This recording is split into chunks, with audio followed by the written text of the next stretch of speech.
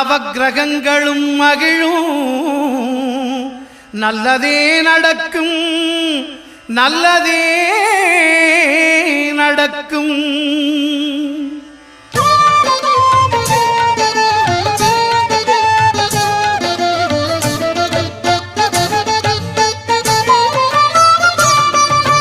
ஒன்பது கோளும் ஒன்றாய் காண